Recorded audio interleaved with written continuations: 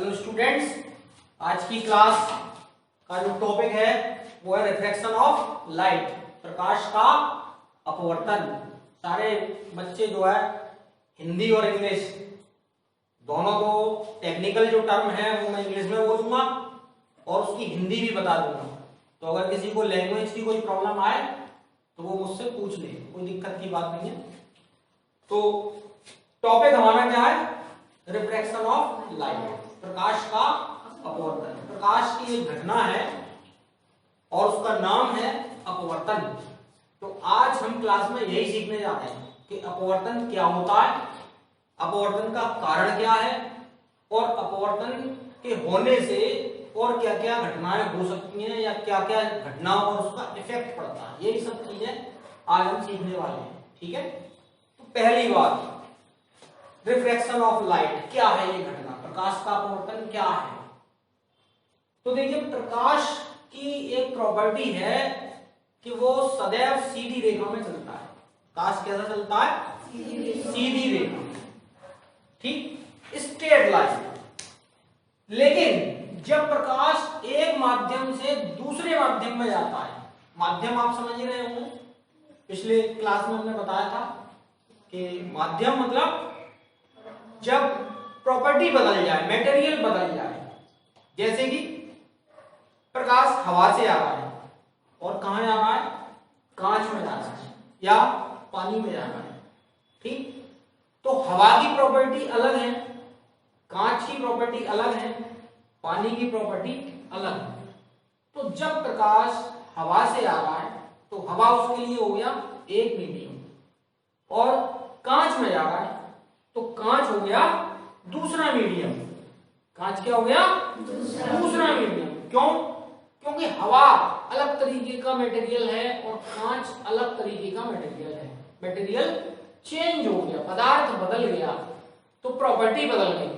तो जब प्रकाश एक माध्यम से दूसरे माध्यम में जाता है, प्रकाश एक माध्यम से दूसरे माध्यम में जाता है, तो प्रकाश अपने रास्ते से मुड़ जाता है। जिस रास्ते से आ रहा था उसी रास्ते पर नहीं चलता, वो थोड़ा सा अपने रास्ते से हट जाता है।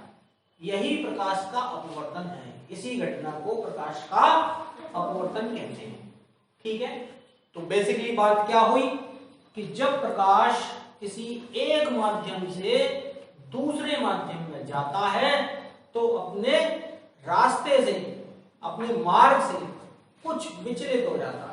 प्रकाश की किरणें कुछ अपने रास्ते से विचलित हो जाती हैं। प्रकाश किरणों का अपने मार्ग से यह विचलन या ये जो किरणें मुड़ जा रही हैं अपने रास्ते से, इन प्रकाश किरणों का अपने रास्ते से मुड़ना ही प्रकाश का अपवर्तन कहलाता है, ठीक। बड़ी सिंपल घटना है, कोई खास बात नहीं है। अब इसी को देखिए, हम डायग्राम से आपको समझाने का प्रयास कर रहे हैं, ठीक है। ये हमने एक लाइन बना दी और इस लाइन के ऊपर एक दूसरा मटेरियल है, हवा, सपोज हवा, एयर, और नीचे एक दूसरा मटेरियल है, कांच, ग्लास, ठीक है। ऊपर ये हवा है और नीचे ग्लास। ये जो लाइन है, ये लाइन है, ये लाइन दोनों मीडियम्स को सेपरेट करने वाली लाइन है। सेपरेट कर रही है लाइन। इस लाइन के नीचे का मटेरियल ग्लास और इसके ऊपर का मटेरियल हवा। इस तरीके की सिचुएशन है, ठीक है। अब लाइट रेज इस तरीके से आ रही है, ये आ रही है, ये आने वाली लाइट रे हो गई। ये कोई लाइट रे है, प्रकाश किरण है जो कि आ रही है। आने के बाद ये इस पॉइंट पर टकरा रही है, इस लाइन पर, इस पॉइंट पर टकरा रही है। अगर हम इस पॉइंट पर एक नॉर्मल ड्रॉ कर लें, नॉर्मल से मतलब 90 डिग्री का एंगल बनाने वाली काल्पनिक रेखा, रेखा तो बना नहीं सकते हम, हवा में, कांच में रेखा कैसे बना लेंगे? तो कल्पना की जा रही है कि ये एक रेखा 90 डिग्री के कोण पर बनाई जा रही है। तो इस रेखा को हम नाम दे रहे हैं नॉर्मल। क्या कह रहे हैं इस रेखा को? नॉर्मल। हिंदी में कहते हैं इसको अभिलंब। क्या कहते हैं इसको? अभिलंब। और इस पॉइंट पर आकर ये टकरा रही है किरण, इस पॉइंट पर। इस पॉइंट का नाम होता है आपतन कोण, सॉरी आपतन बिंदु, point of incidence. Point of incidence. तो ये हो गया आपतन बिंदु। और ये जो किरण आ रही है इसका नाम दे देते हैं पॉइंट का ए, ओ सॉरी ओ, और ये ए। तो ये जो रे हो गई हमारे पास, ये प्रकाश किरण हो गई, इसका नाम क्या हो गया? एओ। एओ प्रकाश किरण हो गई। ओ पॉइंट पर आकर ये टकरा रही है और ये नॉर्मल का नाम दे दिया हमने एन ओ एन डैश। ये हमारी अभिलंब रेखा हो गई। ठीक है। तो जब ये प्रकाश किरण इस तरीके से आती है, हवा में ये सीधी चल के आई, हवा में ये सीधी चल के आई। अब इसको जाना भी सीधा चाहिए था, जाती भी भाई ये सीधी। कैसे जाना चाहिए था इसको? जैसे आ रही है उसी तरीके से इसको जाना भी चाहिए था, क्योंकि प्रकाश सीधी रेखा में चलता है। ये प्रकाश की प्रॉपर्टी हम पहले ही पढ़ चुके हैं कि प्रकाश सदैव सीधी रेखा में चलता है। तो ये ऐसे आ रही थी प्रकाश किरण, तो इसको सीधा ऐसे चले जाना चाहिए था, लेकिन ये ऐसे नहीं जाएगी। जब ये कांच में जाएगी, ये नीचे का मटेरियल कांच है, ये क्या है? कांच। तो जब ये कांच में जा रही है तो ये सीधी नहीं जाएगी। ये कैसे जा रही है? थोड़ा सा अपने रास्ते से विचलित हो गई। अब ये ऐसे चल गई इस तरीके से। तो क्या हुआ इसमें? घटना क्या घटी कि प्रकाश किरण हवा से आई और कांच में गई। तो जब हवा से कांच में गई तो उसका रास्ता बदल गया। वो सीधी रेखा में ऐसे आ रही थी, लेकिन हवा में तो सीधी रही, जब कांच में चली तो उसका रास्ता बदल गया, वो इस रास्ते पर गई। जबकि उसका रास्ता क्या था? ये उसका रास्ता था। इस रास्ते पर ना जाकर वो इस रास्ते पर चली गई। इट मींस अपने मार्ग से कुछ विचलित हो गई। तो प्रकाश किरण का एक माध्यम से दूसरे माध्यम में जाने पर अपने मार्ग से विचलित हो जाना ही प्रकाश का अपवर्तन कहलाता है। तो समझ गए आप?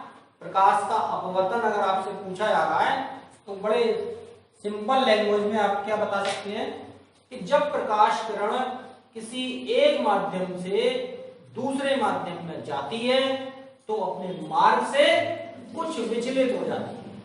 प्रकाश किरण का अपने मार्ग से विचलित हो जाना ही प्रकाश का अपवर्तन कहलाता है। ठीक है। तो ये विचलित हो गई इस तरीके से।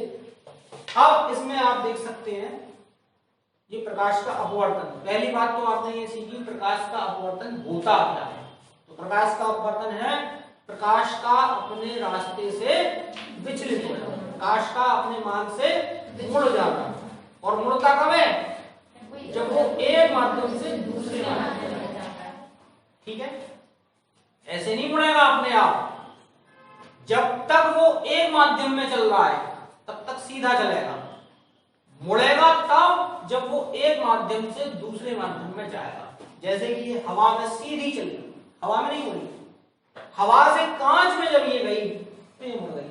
अब कांच में भी ये सीधी चल रही है। अगर कोई कांच के बाद एक और कोई दूसरा माध्यम हो तो फिर उस माध्यम में जब ये एंटर करेगी तो फिर मुड़ जाएगी। तो माध्यम के चेंज होने पर प्रकाश किरण मुड़ जाती है। इसी घटना को हम प्रकाश का अपवर्तन कहते हैं। ठीक है। अब कुछ इसमें डेफिनेशंस हैं, छोटे छोटे पॉइंट्स हैं, उनको आप समझ लीजिए कि क्या है। सबसे पहले इस पॉइंट की बात करेंगे, ये वाला पॉइंट जिस पॉइंट पर आकर प्रकाश किरण टकरा रही है या आ रही है। तो इस वाले जो ये O पॉइंट है, इस O पॉइंट का जो नाम होता है इसको कहते हैं हम आपतन बिंदु, क्या कहते हैं? आपतन बिंदु, पॉइंट ऑफ इंसिडेंस। तो ये आपतन बिंदु हो गया। मींस आपतन बिंदु क्या हो गया? जिस बिंदु पर आकर प्रकाश किरण टकरा रही है, हिट कर रही है जिस जगह, उस पॉइंट को हम कहते हैं आपतन बिंदु। ठीक है। ये आने वाली जो किरण है, ये आने वाली है, ये आ रही थी किरण। कौन सी किरण दिखा रहा हूं मैं यहाँ पर? एओ। एओ प्रकाश किरण है, जो आने वाली प्रकाश किरण है, इसका नाम होता है आपतित किरण। कौन सी किरण? आपतित किरण। ठीक है, आपतित किरण। और ये हमने आपतन बिंदु पर ये लाइन, काल्पनिक रेखा, 90 डिग्री के कोण पर बनने वाली काल्पनिक रेखा जो हम दिखा रहे हैं यहाँ पर, एन ओ एन डैश, इसको कहते हैं हम अभिलंब। क्या कहते हैं इसको? अभिलंब। तो आप 3 बातें तो ये सीख गए कि ये आपतन बिंदु हो गया, ये आपतित किरण हो गई, और ये आपतन बिंदु पर खींचा गया अभिलंब हो गया। क्लियर? इसके बाद ये प्रकाश किरण ऐसे चली गई इस तरीके से। ये जाने वाली प्रकाश किरण को मैं ओबी नाम दे रहा हूं। कौन सा नाम दिया है मैंने इसको? ओबी। तो ये ओबी प्रकाश किरण जो हो गई, जो कि विचलित हो गई अपने रास्ते से, मुड़ गई, तो अपने रास्ते से मुड़ के जाने वाली प्रकाश किरण या मुड़ जाने वाली प्रकाश किरण, इसको कहते हैं हम अपवर्तित किरण। क्या कहते हैं इसको? अपवर्तित किरण। क्लियर? तो आपतित किरण का नाम क्या है इसमें? एओ। अपवर्तित किरण का नाम क्या है? ओबी। आपतन बिंदु कौन सा है? ओ। अभिलंब कौन सा है? N O N S. इतनी बातें क्लियर हो गई। इसके बाद आपतन कोण की बात करेंगे। अब इसकी बात करेंगे, आपतन कोण। देखिए, आपतित किरण और अभिलंब, ये अभिलंब और ये आपतित किरण। आपतित किरण और अभिलंब के बीच बनने वाले कोण को आपतन कोण कहते हैं। आपतन कोण कौन सा हुआ? आपतित किरण और अभिलंब के बीच बने हुए कोण को आपतन कोण कहते हैं। तो ये आपतन कोण हो गया। इसको हम आई से रिप्रेजेंट करते हैं। इससे रिप्रेजेंट कर रहे हैं आई से। क्लियर? इसके बाद ये एक दूसरा एंगल। अब हम बात करेंगे अपवर्तन कोण की। इसकी बात कर रहे हैं अपवर्तन कोण। तो अपवर्तित किरण कौन सी हो गई? ओबी। और अभिलंब, ये अभिलंब O N dash, O N dash. तो अपवर्तित किरण और अभिलंब के बीच बनने वाला कोण अपवर्तन कोण। क्लियर? तो यहां पर आप ये देख रहे हैं कि आपतन कोण आई इज ग्रेटर देन अपवर्तन कोण। मींस अपवर्तन कोण, ये जो आर है, ये छोटा है, और आपतन कोण है वो बड़ा है। ठीक? ये हवा जो है, हवा और ये कांच, हवा के जो पार्टिकल्स होते हैं वो दूर दूर होते हैं, और कांच के पार्टिकल्स पास पास हैं। तो हम इस मीडियम को क्या कह सकते हैं? विरल कह सकते हैं, विरल, रेयरर मीडियम। और इस मीडियम को हम क्या कह सकते हैं? Denser medium. तो अभी जो हमारी ये प्रकाश किरण जा रही है वो कैसे जा रही है? विरल माध्यम से सघन माध्यम में जा रही है। अभी प्रकाश कैसे जा रहा है? विरल माध्यम से सघन माध्यम में जा रहा है। इतनी बात पता चल रही है। अब देखिए मुड़ना, ये प्रकाश किरण जो मुड़ी, जाना तो चाहिए था इसको ऐसे, लेकिन ये मुड़ी किधर? इधर मुड़ी। किसकी तरफ? अभिलंब की तरफ। किसकी तरफ मुड़ी? अभिलंब की तरफ। ये ऐसे भी तो मुड़ सकती थी, ये ऐसे भी तो जा सकती थी कि ये ऐसे चली जाए, अविलंब से दूर। ये घटना जो हो रही है ये हो रही है अविलंब से दूर हटने की, कि जाना तो चाहिए था उसको ऐसे, सीधी जाती तो ऐसे जाती, लेकिन गई कैसे, उधर हट गई। इट मींस अविलंब से दूर हट रही है। और इधर इस घटना में क्या हो रहा है कि जाना तो चाहिए था सीधा, लेकिन इधर की तरफ मुड़ गई, तो अविलंब की ओर झुक गई। तो दो तरीके से प्रकाश किरण मुड़ सकती है, अविलंब की ओर भी झुक सकती है और अविलंब से दूर भी हट सकती है। तो अब ये घटना कब होगी कि अविलंब से दूर हटा जाए या अविलंब के पास आ जाए। इस चीज को समझिए, जब प्रकाश विरल से सघन में जाता है, प्रकाश किरण विरल से सघन में जाती है, विरल माध्यम से सघन माध्यम में प्रकाश किरण जाती है, तो अविलंब की ओर झुक जाती है, जैसे कि अभी झुकी हुई है। ठीक है, अभी ये विरल से सघन में जा रही है, ये हवाएं और ये कांच।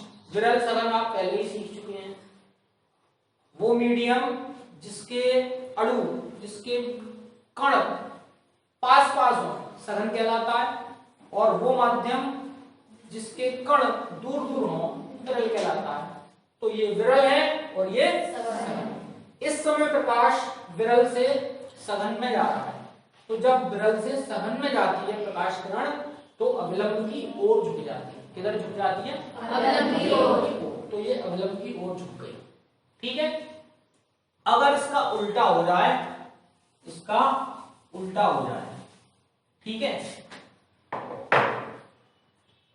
कि ये माध्यम हो जाए सघन और ये हो जाए विरल, तो अविलंब से दूर हटेगी। फिर कैसे हटेगी, अभी मैं डायग्राम बना के समझाऊंगा उसको भी। अभी पहले आप इसको समझ लीजिए कि विरल से सघन में जा रही है, तो अविलंब की ओर झुक रही है। तो इस कंडीशन में एंगल आई की वैल्यू एंगल आर से ज्यादा है। एक बड़ी दिख रही है ना, छोटी कहां है, ये बड़ी है और ये छोटी है, ये एंगल बड़ा है और ये छोटा है। तो एंगल आई की वैल्यू एंगल आर से ज्यादा है। इसका मतलब क्या हुआ कि आपतन कोण बड़ा है और अपवर्तन कोण छोटा है।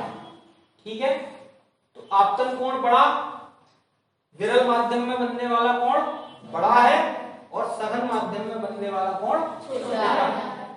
विरल माध्यम में बनता है आपतन कोण। आपतन कोण तो ये जो है ये पहले माध्यम में बनने वाला कोण है। विरल सघन के चक्कर में मत पड़ना, अभी आप दिक्कत में आओगे नहीं तो।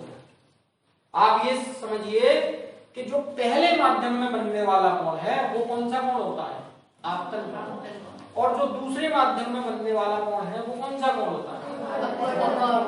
तो अभी ऐसे आ रहा है इस तरीके से, तो पहला माध्यम हमारे पास ये हो गया और दूसरा माध्यम ये हो गया। ठीक है, तो पहले माध्यम में बनने वाला कोण आपतन कोण, दूसरे माध्यम में बनने वाला कोण अपवर्तन कोण। ठीक, तो आपतन कोण बड़ा है और अपवर्तन कोण छोटा है। साथ में आप ये भी देख रहे हो कि आपतन कोण बड़ा कब बन रहा है, कौन सा माध्यम में, विरल माध्यम में कोण बड़ा बन रहा है। विरल माध्यम में कोण बड़ा बन रहा है और सघन माध्यम में कोण छोटा बन रहा है। ठीक है, अभी आप इसी का इस्तेमाल करेंगे आगे, इसलिए इसको बता रहा हूं कि विरल माध्यम में कोण बड़ा बन रहा है और सघन माध्यम में छोटा बन रहा है। ठीक है, अभी मैं एक डायग्राम और बना के दिखाता हूं आपको। देखिए,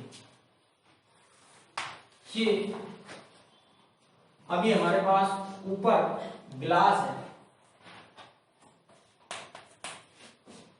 और नीचे क्या है, उल्टा हो गया। ये क्या हो गया, प्रकाश किरण अब इस समय कांच से हवा में जाएगी। देखिए, ये मैं नॉर्मल बना लेता हूं अविलंब, और इस पर ये प्रकाश किरण आई। ठीक है, ये आपतन बिंदु हो गया, ये अविलंब हो गया और ये आपतित किरण हो गई, और इस समय ये हो गया आपतन कोण। ठीक है, तो ये प्रकाश किरण जाती तो ऐसे चली जाती, सीधे चली जाती ना ऐसे, लेकिन अब माध्यम बदल गया, ऊपर हवा थी, ओ सॉरी ऊपर कांच था और नीचे हवा, तो माध्यम बदल गया। और ये माध्यम कौन सा है? सघन, ये सघन है, और नीचे वाला कौन सा है? विरल है। तो अब प्रकाश किरण जो जा रही है वो सघन से विरल में जा रही है। तो जब सघन से विरल में जाती है तो अविलंब से दूर हटेगी। तो अविलंब से दूर कैसे हटेगी जरा देखिए, इस तरीके से अविलंब से दूर हटेगी। ये कोण होना अपवर्तन कोण और ये कोण होना आपतन कोण। तो अभी आप देखिए, इस डायग्राम में देखिए और इस डायग्राम में देखिए, जब प्रकाश किरण सघन विरल माध्यम से सघन माध्यम में जाती है, मुड़ने के दो नियम हो गए, प्रकाश किरण के मुड़ने के दो नियम हो गए कि प्रकाश किरण जब विरल से सघन में जाती है तो अविलंब की ओर झुक जाती है, जैसे कि यहाँ पर झुक रही है। सबको बात समझ में आ रही है? दूसरी बात, जब प्रकाश सघन से विरल में जाता है तो अविलंब से दूर हट जाता है, जैसे कि यहाँ पर हट रहा है। विचलन दोनों कंडीशन में हो रहा है, अपवर्तन तो दोनों कंडीशन में होना है, ठीक, क्योंकि माध्यम बदल रहा है। लेकिन माध्यम अगर इस तरीके की सिचुएशन है कि विरल से सघन में जा रहा है तो अविलंब की ओर मुड़ जाएगी, और अगर इस तरीके की सिचुएशन है कि सघन से विरल में जा रहा है तो अविलंब से दूर हट जाएगी। ठीक है, आप दोनों कंडीशन में देखिए, इस केस में आपतन कोण ये रहा, इस केस में आपतन कोण ये रहा, अपवर्तन कोण ये है, अपवर्तन कोण ये है, ये विरल है, ये सघन है, यहाँ ये सघन है और ये विरल है। आप दोनों डायग्राम देख रहे हैं, ठीक। विरल माध्यम में कोण ये बड़ा बना, यहां पर भी विरल माध्यम में कोण ये बड़ा बना, सघन माध्यम में कोण ये छोटा हुआ, यहां पर भी सघन माध्यम में कोण छोटा हुआ। तो प्रकाश कैसे भी जाए, किसी भी माध्यम से जाए, विरल माध्यम में कोण हमेशा बड़ा बनेगा और सघन माध्यम में कोण हमेशा छोटा बनेगा। तो आप डायग्राम को देखकर इजीली बता सकते हैं कि कौन सा माध्यम विरल है और कौन सा माध्यम सघन है। ठीक, आपको कोण देखना है, जो कोण बड़ा बन रहा है, जिस माध्यम में कोण बड़ा बन रहा है वो माध्यम विरल है। ठीक है, तो दूसरा ऑलरेडी सघन हो जाएगा, ठीक है, ऑटोमेटिकली सघन हो जाएगा। तो पहली बात तो ये हुई कि अपवर्तन क्या होता है, अपवर्तन क्या होता है। रिपीट कर रहा हूं थोड़ा सा, अपवर्तन मीन्स प्रकाश का एक माध्यम से दूसरे माध्यम में जाने पर अपने मार्ग से विचलित हो जाना, प्रकाश का अपवर्तन। अब विचलित होने के दो नियम हो गए, कैसे कि प्रकाश अगर विरल माध्यम से सघन माध्यम में जा रहा है तो अविलंब की ओर मुड़ जाएगा, और अगर सघन माध्यम से विरल माध्यम में जा रहा है तो अविलंब से दूर हट जाएगा। दो नियम हो गए। इससे आपको ये पता चला कि अगर डायग्राम दे दिया जाए आपके सामने, माध्यम ना बताया जाए आपको, तो आप माध्यम को अपने आप पहचान सकते हैं कि कौन सा माध्यम सघन होगा और कौन सा माध्यम विरल होगा। क्योंकि आप देख रहे हैं विरल माध्यम में कोण हमेशा बड़ा बनता है, विरल माध्यम में एंगल हमेशा बड़ा बनता है, सघन माध्यम में छोटा बनता है। ठीक है, तो अब एक एग्जांपल लेते हैं, देखिए आपके सामने इसका फायदा कहां कैसे क्वेश्चंस में मिलता है वो देखिए।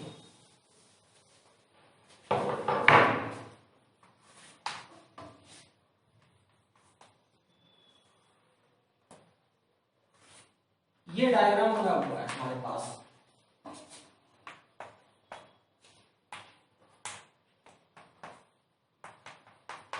ठीक है, ये डायग्राम है हमारे पास। अब हमको नहीं पता कि कौन सा मीडियम क्या है, ये मीडियम कौन सा है, ये मीडियम कौन सा, हमको कुछ नहीं पता। ठीक है, हमको सिर्फ ये डायग्राम दिया गया है, हमको पता करना है कि कौन सा मीडियम सघन है और कौन सा मीडियम विरल है। तो आप बता सकते हैं लिखकर, ये मीडियम नंबर 1 और ये मीडियम नंबर 2, कौन सा मीडियम विरल होगा बताइए। एक एक करके। फर्स्ट कौन सा है और दूसरा विरल।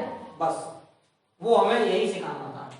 आपने ये एंगल देखा, ये एंगल बड़ा बन रहा है, ये एंगल बड़ा बन रहा है, इसका मतलब ये विरल माध्यम है, और ये एंगल छोटा बन रहा है, इसका मतलब ये सघन माध्यम है। ठीक है, इतनी बात समझ में आ गई। चलिए अब हम आगे चलते हैं। अब बात आती है कि तो अब पढ़ने वाले हैं प्रकाश का अपवर्तन, तो पढ़ चुके हैं, वो अपवर्तन के नियम पढ़ने वाले हैं, लॉज ऑफ रिफ्रैक्शन। तो अपवर्तन के 2 नियम हैं। कितने नियम है? 2 नियम है। तो फर्स्ट मैं बता रहा हूं वो क्या है। ये एक डायग्राम बना लेता हूं उसको समझाने के लिए।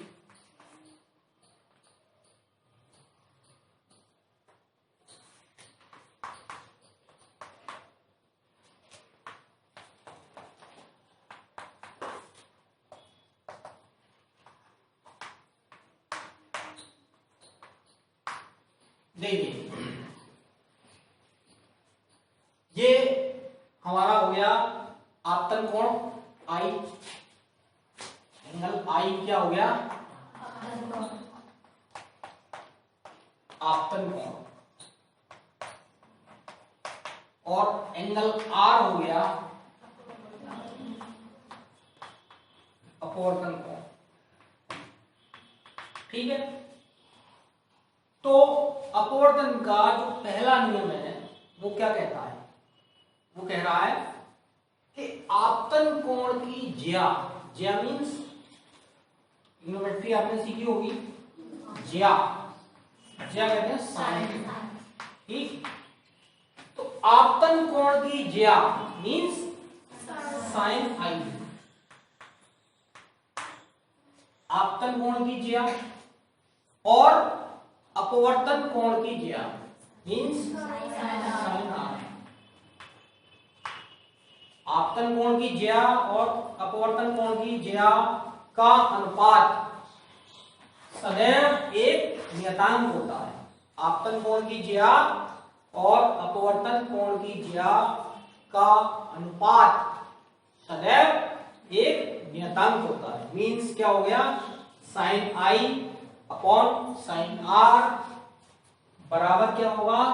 नियतांक कांस्टेंट। इसमें क्या कहते हैं? कांस्टेंट। तो ये हमेशा कांस्टेंट वैल्यू आती है।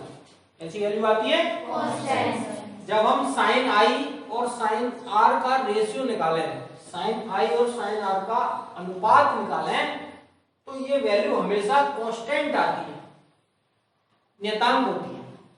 तो ये जो नियम आया, इस नियम को देने वाले जो साइंटिस्ट थे वो थे स्नेल। कौन थे? स्नेल। तो उन्हीं के नाम पर इस नियम को हम स्नेल के नियम से भी जानते हैं। इसका दूसरा नाम क्या हो गया? स्नेल का नियम। तो अगर आपसे एग्जाम में स्नेल का नियम पूछा जा रहा है तो आपको अपवर्तन का पहला नियम लिखना है, यही वाला, sine I upon sine are is equal to constant. Sine I और साइन आर का रेशियो, अनुपात हमेशा एक नियतांक होता है। ठीक है, और इस नियतांक को क्या कहते हैं हम? इस नियतांक को कहते हैं रिफ्रैक्टिव इंडेक्स। क्या कहते हैं? इंग्लिश में कहते हैं रिफ्रैक्टिव इंडेक्स और हिंदी में कहते हैं अपवर्तनांक। क्या कहते हैं इसको? अपवर्तनांक। और एन से रिप्रेजेंट किया जाता है, जनरली इसको एन से रिप्रेजेंट करते हैं। ठीक, इसको किससे प्रदर्शित करते हैं? एन से। नाम क्या हो गया? अपवर्तनांक। इंग्लिश में क्या कहते हैं? Refractive index.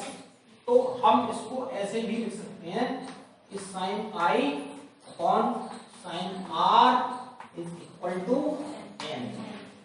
एन क्या हो गया? Refractive index. इस नियम को स्नेल का नियम कहते हैं। कौन सा नियम है? स्नेल का। तो ये जो रिफ्रैक्शन का अपवर्तन का जो पहला नियम है वो क्या हुआ कि आपतन कोण की ज्या तथा अपवर्तन कोण की ज्या का अनुपात सदैव एक नियतांक होता है और उस नियतांक को अपवर्तनांक कहते हैं। अपवर्तनांक किसका? पहले माध्यम के सापेक्ष दूसरे माध्यम का अपवर्तनांक। पहले माध्यम के सापेक्ष दूसरे माध्यम का अपवर्तनांक। तो इसको हम ऐसे भी लिख सकते हैं 1 and 2। यहां पर 1 और यहां पर 2। ठीक है। तो ये क्या बता रहा है? पहले माध्यम के सापेक्ष दूसरे माध्यम का अपवर्तनांक हो गया साइन आई अपॉन साइन आर। ठीक। अगर पहला माध्यम सपोज दैट एयर है और दूसरा माध्यम ग्लास है तो हम इसको ऐसे भी लिख सकते हैं कि sine I upon sine are is equal to a n g. Air के रेस्पेक्ट में ग्लास का रिफ्रैक्टिव इंडेक्स, हवा के सापेक्ष कांच का अपवर्तनांक, ये साइन आई अपॉन साइन आर हो गया। अभी अपवर्तनांक के बारे में डिटेल में बताऊंगा आगे। अभी तो अभी जो अपवर्तन के नियम चल रहे हैं इस नियम में ये इंट्रोड्यूस हुआ है अपवर्तनांक। इसको हम डिटेल में भी आगे और पढ़ने वाले हैं। ठीक। तो घबराने की जरूरत नहीं है। अभी आप ये समझ लें कि sine I upon sine are is equal to a n g. A n g means air के रेस्पेक्ट में, एयर के रेफरेंस में ग्लास का रिफ्रैक्टिव इंडेक्स, ये हो गया ए एन जी। ये हमारा अपवर्तन का पहला नियम हो गया। कौन सा नियम हो गया? पहला नियम। इस नियम को स्नेल का नियम भी कहते हैं। अब दूसरा नियम, सेकेंड लॉ ऑफ रिफ्रैक्शन, वो क्या है कि आपतन कोण, आपतित किरण, ये है आपतित किरण, आपतित किरण, अपवर्तित किरण, ये है अपवर्तित किरण, और आपतन बिंदु पर खींचा गया अविलंब। आपतन बिंदु ये है, इस पर खींचा गया अविलंब ये है। तीन चीजों के बारे में बात की जा रही है। इसके बारे में आपतित किरण, अपवर्तित किरण, आपतन बिंदु पर खींचा गया अविलंब, तीनों सदैव एक ही समतल में होते हैं। तीनों सदैव एक ही प्लेन पर लाई करते हैं, एक ही प्लेन में होते हैं, एक ही समतल में होते हैं। अब देखिए यहाँ पे समतल कौन सा? ये है समतल हमारे पास बोर्ड। इस समय हम बोर्ड पर काम कर रहे हैं तो ये हमारा समतल जो है, प्लेन जो है वो बोर्ड है। ठीक। तो ये क्या बात बता रहा है? ये नियम क्या कह रहा है? इससे हमें क्या बात समझ में आ रही है? इससे हमको ये बात समझ में आ रही है कि ये सपोज ये है आपतित किरण, इधर कम टू मी,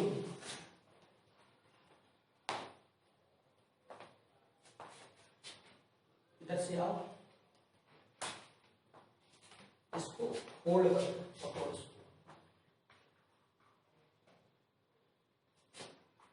इस तरह से थोड़ा सा उधर घूमो, उधर घूमो, दिखाई दे। और ये हो गया हमारा अभिलंब। तो ये तीनों आप देख रहे हैं, उसमें आ रहा है। ये हो गई हमारी आपतित किरण। ये क्या हो गई? आपतित किरण।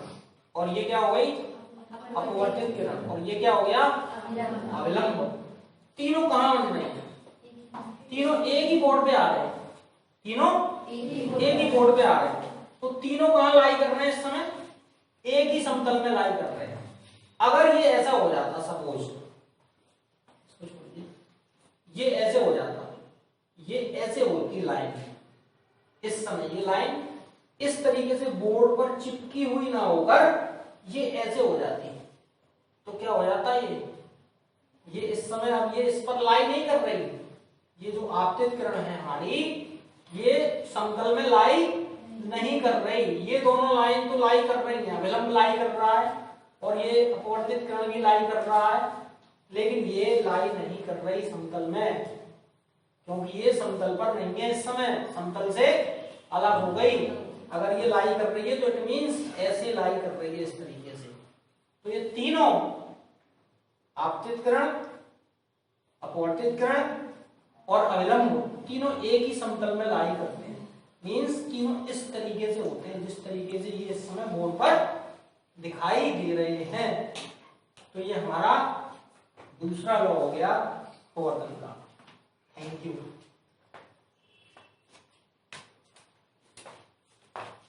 तो आपतित किरण, अपवर्तित किरण तथा आपतन बिंदु पर खींचा गया विलंब तीनों एक ही समतल में होते हैं। ये दूसरा लॉ हो गया।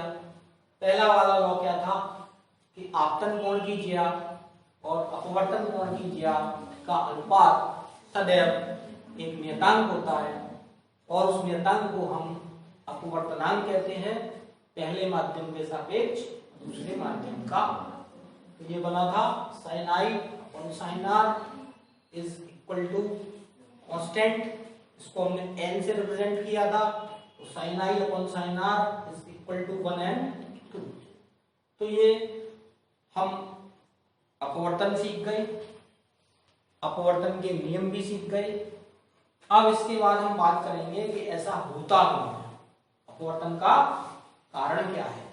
ठीक है, अपवर्तन का रीजन क्या है, आखिर ये प्रकाश किरण जब एक माध्यम से दूसरे माध्यम में जाती है तो अपने मार्ग से मुड़ क्यों जाती है, क्या वजह है कि वो अपने रास्ते से विचलित हो जाती है। तो ये जो अपवर्तन की घटना हो रही है लाइट के साथ, ये क्यों हो रही है, इसका रीजन क्या है, तो हम अपवर्तन का कारण पढ़ेंगे। ठीक है, तो यहां से आप एक चीज तो सीख ही गए। एक चीज और बता दूं, कारण पढ़ने से पहले थोड़ा सा और एक बात बता दूं, आपने ट्रिग्नोमेट्री पढ़ी ली है, साइन की वैल्यू आप जान ही गए होंगे। तो अगर हम इस तरीके से दे दें कि ये यहां पर एंगल आई की वैल्यू 60 डिग्री, ये है एयर और ये है ग्लास। इस समय प्रकाश किरण हवा से कांच में जा रही है और यहां आपको ये कोण पता चल गया एयर में कितना बन रहा है, एयर फर्स्ट मीडियम हो गया, तो फर्स्ट मीडियम में बनने वाला कोण आपतन कोण कहलाता है। तो ये आपतन कोण 60 डिग्री का हो गया। सेकंड मीडियम में बनने वाला कोण अपवर्तन कोण कहलाता है। तो अपवर्तन कोण एंगल आर की वैल्यू जो है वो 30 डिग्री है, विरल से सघन में जा रही है तो विलंब की ओर झुकेगी, तो ये कोण छोटा बनेगा। तो ये छोटा है 30 डिग्री का, ये बड़ा बनेगा, ये बड़ा है 60 डिग्री का। तो ये आई की, तो ये वाला एंगल 60 डिग्री का और ये वाला एंगल 30 डिग्री का। ठीक, दोनों हमको पता है, ट्रिग्नोमेट्री पढ़ चुके हो। तो साइन 60 वैसे तो तुम्हें आती नहीं होगी, है ना, इंतजार कर रहे हो कि मैं बता दूं, बोलती बंद है इसलिए। साइन 60 √3/2 और साइन 30 1/2। Sign 60 √3/2, sign 30 1/2। ये दोनों हमें पता चल गई। इसका इस्तेमाल करके अभी जो हमने फॉर्मूला निकाला है कि एयर के रेस्पेक्ट में ग्लास का रिफ्रैक्टिव इंडेक्स क्या होगा, sine 60 upon sine 30 is equal to ANG। Air के रेस्पेक्ट में ग्लास का रिफ्रैक्टिव इंडेक्स। तो क्या हो गया, sin 60 की वैल्यू लगा दो √3/2 अपॉन sin 30 की वैल्यू लगा दो 1/2 is equal to ANG। Solve करेंगे तो ये रेसिप्रोकल हो जाएगा, इसका क्या हो जाएगा √3/2 into 2/1 is equal to ANG। 2 से 2 कटा, √3 इज इक्वल टू ANG। और √3 की वैल्यू हम जानते हैं कि 1.732 इज इक्वल टू ANG। तो एयर के रेस्पेक्ट में ग्लास का रिफ्रैक्टिव इंडेक्स निकल आया 1.732। तो किसी माध्यम का अपवर्तनांक निकालने का एक फॉर्मूला मिल गया हमें। स्नेल के नियम से अपवर्तनांक निकालने का एक फॉर्मूला हमें मिल गया कि अगर हम ये एंगल पता कर लें और इन एंगल्स की साइन में वैल्यू पता कर लें, इस फॉर्मूले में लगा दें sin i upon sin r करके, तो ये रिफ्रैक्टिव इंडेक्स इस तरीके से निकल आता है।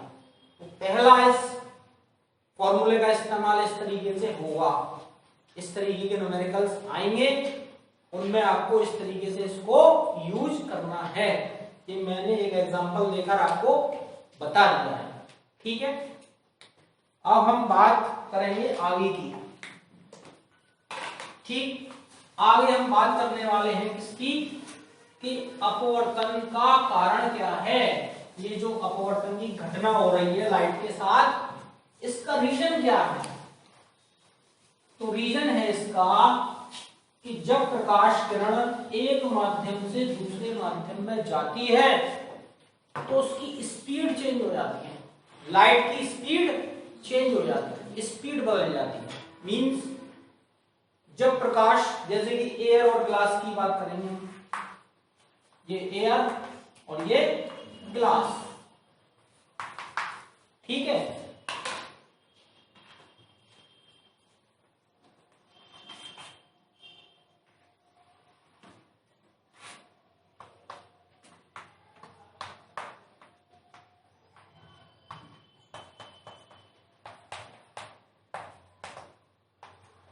एयर से लाइट आ रही है, ग्लास में जा रही है, तो पहला माध्यम हमारे पास हुआ एयर और दूसरा माध्यम हुआ हमारे पास ग्लास, ठीक है। तो होता क्या है कि जब एयर में चलता है प्रकाश तो स्पीड कुछ और होती है, और जब ग्लास में चलता है प्रकाश तो स्पीड कुछ और होती है। एक माध्यम से दूसरे माध्यम में जाने पर प्रकाश की चाल बदल जाती है, प्रकाश की स्पीड बदल जाती है, और इसी वजह से प्रकाश एक माध्यम से दूसरे माध्यम में जाने पर मुड़ जाता है। मींस प्रकाश के अपवर्तन की घटना का जो मुख्य कारण है वो क्या है कि प्रकाश का अलग अलग माध्यमों में अलग अलग चाल से चलना।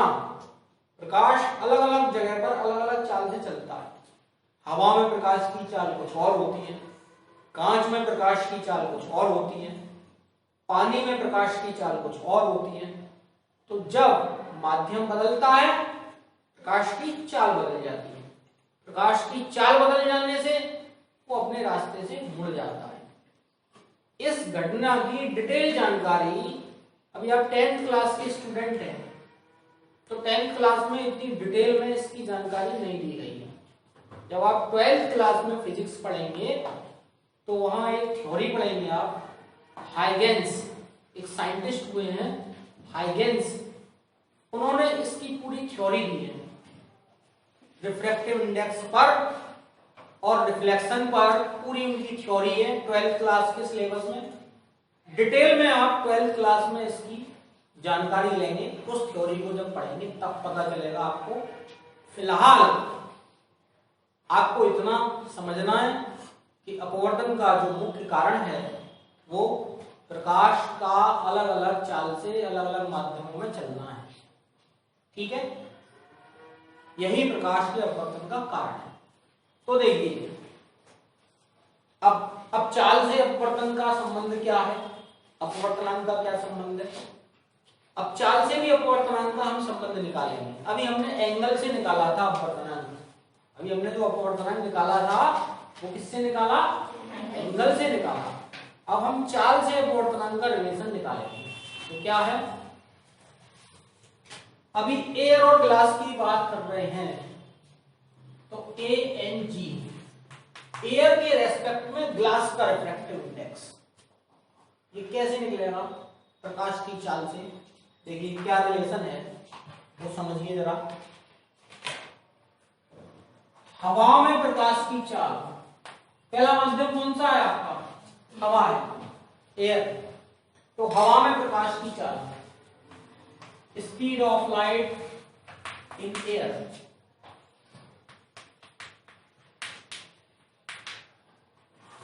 Upon speed of light in glass, कांच में प्रकाश की चाल।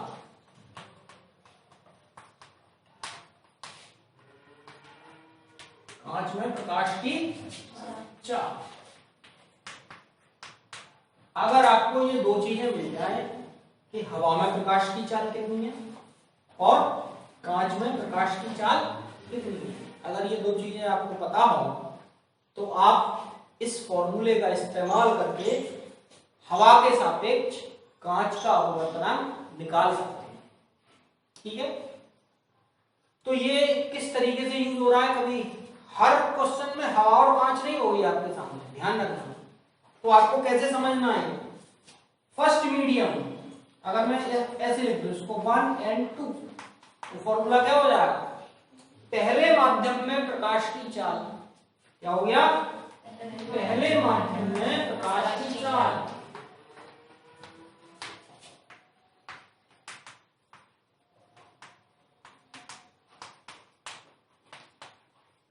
अपॉन दूसरे माध्यम में प्रकाश की चाल।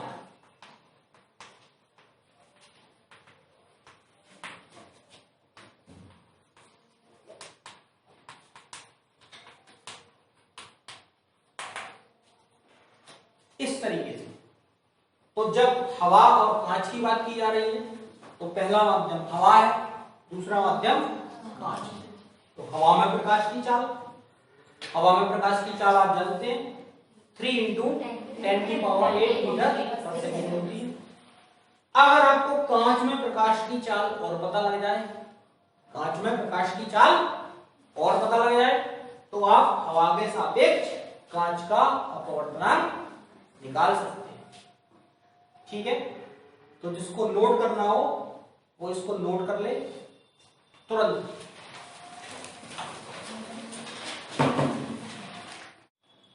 अब देखिए इसी तरीके का, इसी फॉर्मूले का इस्तेमाल करके हम न्यूमेरिकल एग्जांपल के तौर पर बता रहे हैं आपको। क्वेश्चन आ जाए इस तरीके का कि कांच में प्रकाश की चाल, कांच में प्रकाश की चाल, speed of light in glass is 2 × 10⁸ metre per second है, 10⁸ मीटर/सेकंड। ये कहां पर है? कांच में। ठीक है, तो आपको निकालना है हवा के सापेक्ष कांच का अपवर्तनांक। क्वेश्चन समझ गए आप? क्वेश्चन में क्या है कि प्रकाश हवा से कांच में जा रहा है और कांच में प्रकाश की चाल 2 × 10⁸ मीटर/सेकंड है। तो हवा के सापेक्ष कांच का अपवर्तनांक आपको निकालना है। तो आप फॉर्मूला यूज करेंगे ANG, हवा के सापेक्ष कांच का अपवर्तनांक बराबर क्या होगा?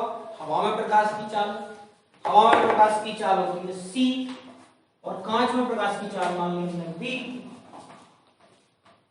हवा में प्रकाश की चाल C, कांच में प्रकाश की चाल V। तो C की वैल्यू हम जानते हैं 3 × 10⁸ मीटर/सेकंड और इधर 2 × 10⁸ मीटर/सेकंड। क्या आया 3/2। ये आ गया हवा के सापेक्ष कांच का अपवर्तनांक। तो अपवर्तनांक निकालने के हमारे पास दो फॉर्मूले हो गए। कितने फॉर्मूले हो गए? दो। हम दो तरीके से अपवर्तनांक निकाल सकते हैं। पहली बात, अगर हमें ये एंगल पता चल जाए तो हम अपवर्तनांक निकाल सकते हैं। दूसरी बात, इन दोनों माध्यमों में प्रकाश की चाल पता चल जाए तो हम अपवर्तनांक निकाल सकते हैं। ठीक है। अपवर्तनांक के केस में एक और इंपॉर्टेंट बात आप समझ लीजिए कि अपवर्तनांक का कोई मात्रक नहीं होता, कोई यूनिट नहीं होती। क्यों नहीं होती यूनिट? जरा समझिए। ये क्या है? पहले माध्यम में प्रकाश की चाल और ये क्या है? दूसरे माध्यम में प्रकाश की चाल। इट मींस यहां पर भी चाल है और यहां पर भी चाल है। तो चाल का यहां पर मात्रक मैंने क्या यूज किया? मीटर पर सेकेंड। यहां पर क्या यूज किया? मीटर पर सेकेंड। तो ये जो अपवर्तनांक है ये कैसी राशि है? दो समान मात्रकों वाली राशि का अनुपात है। ये दो एक से मात्रकों वाली राशियों का अनुपात है। तो ये मात्रक इससे कट जाएगा, कैंसिल हो जाएगा, तो इसका कोई मात्रक नहीं होता। तो अपवर्तनांक में कभी भी न्यूमेरिकल में वैल्यू निकालने के बाद मात्रक यूज नहीं करना है आपको। अपवर्तनांक का कोई मात्रक नहीं होता, इस बात को ध्यान रखना है। ठीक है। क्यों नहीं होता है बता दी मैंने, बात आप समझ गए होंगे। ठीक। दूसरी बात कि अपवर्तनांक हमको बता क्या रहा है? हमको अपवर्तनांक से पता क्या चल रहा है? हमको अपवर्तनांक से क्या पता चल रहा है? देखिए, हमको अपवर्तनांक से ये पता चल रहा है कि जो माध्यम है वो कैसा है। माध्यम की प्रॉपर्टी बता रहा है अपवर्तनांक। ठीक है। क्योंकि चाल से रिलेट कर रहा है। सघन माध्यम में चाल कम होगी और विरल माध्यम में चाल ज्यादा होगी, जैसे कि यहां पर आपको पता चल रहा है। यहां पर चाल किसमें ज्यादा थी? हवा में। और कम किसमें थी? कांच में। कांच में कितनी है? 2 × 10⁸ मीटर पर सेकेंड। और हवा में कितनी है? 3 तो विरल माध्यम में चाल हमेशा ज्यादा होती है और सघन माध्यम में चाल हमेशा कम होती है। ठीक है। तो इसी से चाल से निकलता है अपवर्तनांक। चाल से ही निकल रहा है अपवर्तनांक। तो अगर देखिए कांच का अपवर्तनांक निकला 3/2 मींस 1.5। कांच का अपवर्तनांक कितना निकला? 3/2। अगर सॉल्व करेंगे 1.5 आया। तो ये 1.5 क्या बता रहा है? ये 1.5 ये बता रहा है कि कांच हवा से 1.5 टाइम्स डेंसर है, सघन है। मतलब अगर हम कांच और हवा की तुलना करें, कांच और हवा की तुलना करें तो कांच हवा के सापेक्ष हवा की तुलना में 1.5 गुना, 1.5 को 1.5 भी कह सकते हैं, 1.5 गुना डेंसर है, 1.5 गुना सघन है। ये बता रहा है अपवर्तनांक। ये बहुत इंपॉर्टेंट बात मैंने आपको बताई है। जनरली होता क्या है कि हम अपवर्तनांक की डेफिनेशन पढ़ लेते हैं, अपवर्तनांक की वैल्यू निकालना सीख जाते हैं, ठीक है, फॉर्मूले पढ़ लेते हैं, लेकिन ये नहीं पता लग पाती कि अपवर्तनांक चीज क्या है, अपवर्तनांक हमको बता क्या रहा है, अपवर्तनांक से हमको समझ में क्या आ रहा है। तो अपवर्तनांक से हमको यही बात समझ में आ रही है कि जैसे कि मैंने हवा और कांच की बात करी और हवा और कांच का अपवर्तनांक निकाला, अभी तो कितना निकला 3/2। 3/2 को सॉल्व करेंगे 1.5 आएगा। तो ये 1.5 क्या निकला? हवा के सापेक्ष कांच का अपवर्तनांक। इससे क्या पता चली कि हवा की तुलना में कांच 1.5 गुना ज्यादा सघन है, 1.5 टाइम्स डेंसर है। कांच। समझ गए आप? अगर मैं लिख दूं यहां पर ANW, W यूज करते हैं वाटर के लिए, इट मींस हवा के सापेक्ष पानी का अपवर्तन, और इसको लिख दूं 1.3। कितना लिख दूं? 1.3। तो आपको क्या पता चल रहा है कि हवा के सापेक्ष पानी 1.3 टाइम्स, 1.3 गुना ज्यादा सघन है। तो हवा के सापेक्ष कांच कितना सघन हुआ? 1.5 टाइम्स। और हवा के सापेक्ष पानी कितना सघन हुआ? 1.3। तो कांच और पानी में कौन ज्यादा सघन हुआ? अटक गए भाई, नहीं समझे बात, नहीं समझ में आई बात। रट्टा मार हो तुम, रट्टा मार बच्चों के साथ यही होता है कि वो रटवाने की बातें करते रहो तो सीखते जाते हैं, समझाने की बात करो तो बुद्धि काम करना बंद कर देती है। मैंने क्या बताया? ANG 3/2 means 1.5। मात्रक कोई होता नहीं है तो यूज करना ही नहीं है। ANW 4/3 1.33। ठीक, तो ये क्या बता रहा है? 1.5। हवा के सापेक्ष कांच का अपवर्तनांक 1.5 है। इट मींस कांच हवा से 1.5 टाइम्स सघन है। वैल्यू 1.5 ज्यादा होती है 1.3? इतना तो बताना कि 1.5 ज्यादा होता है, 1.3 कम होता है। तो कांच कितना सघन हुआ? 1.5 टाइम्स। और ये है ANW, W वाटर के लिए यूज कर रहा हूं। तो वाटर हवा के सापेक्ष कितना सघन हुआ? 1.33। डबल डिजिट में निकाला है मैंने, सेकंड प्लेस तक निकाला। तो 1.33, तो 1.33 टाइम्स पानी सघन है, 1.5 टाइम्स कांच सघन है। तो ज्यादा सघन कौन है? कांच ज्यादा सघन है। तो अगर हम कांच और पानी की तुलना करेंगे तो फिर कौन सा ज्यादा सघन होगा? कांच। यही तो पूछ रहा था मैं कि अगर हम कांच और पानी की बात करें तो कांच पानी की तुलना में ज्यादा सघन होगा। और वो आप वैसे भी बता सकते हैं कि कांच क्या होता है? ठोस। और पानी क्या होता है? लिक्विड, ठीक, द्रव। तो ठोस के अणु पास पास होंगे या द्रव के अणु पास पास होंगे? तो कौन सा ज्यादा सघन होगा? कांच ज्यादा सघन होगा। तो वही बात यहां से भी निकल के आ रही है, यहां से भी वही आ रही है। यहां से आ रही है वो नंबर्स के आधार पर आ रही है, यहां से जो आ रही है वो आ रही है इस आंकड़े के आधार पर, वहां से आ रही है वो फैक्ट के आधार पर, वो थ्योरी के आधार पर आ रही है, जो आप ठोस द्रव गैसों की थ्योरी जो आपने पढ़ी है। तो क्या पता चल रहा है यहां से कि अपवर्तनांक क्या बता रहा है? अपवर्तनांक माध्यम की प्रॉपर्टी बता रहा है, जिसका जितना ज्यादा अपवर्तनांक वो उतना ज्यादा सघन। ठीक है, देखिए और एक एग्जांपल देता हूं।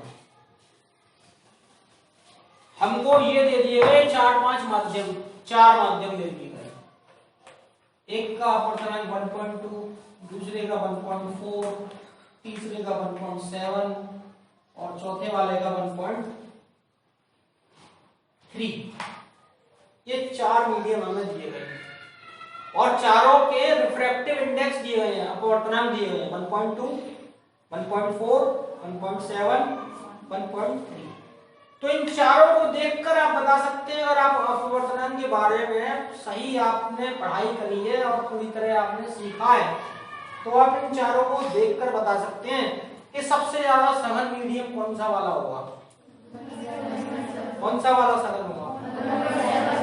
1.7। ये वाला जो है ना, ये वाला मीडियम जिसका रिफ्रैक्टिव इंडेक्स 1.7 है, ये सबसे ज्यादा डेंसर है, सब में सबसे ज्यादा डेंसर कौन सा है? 1/7 है। और सबसे विरल कौन सा होगा? 1/2। तो ये रिफ्रैक्टिव इंडेक्स आपको क्या जानकारी दे रहा है? ये सघन और विरल के बारे में जानकारी दे रहा है। जिसका अपवर्तनांक ज्यादा वो सघन और जिसका अपवर्तनांक कम वो विरल। यही हमें सीखना था अपवर्तनांक में। अपवर्तनांक भी सीख गए आप। क्लियर?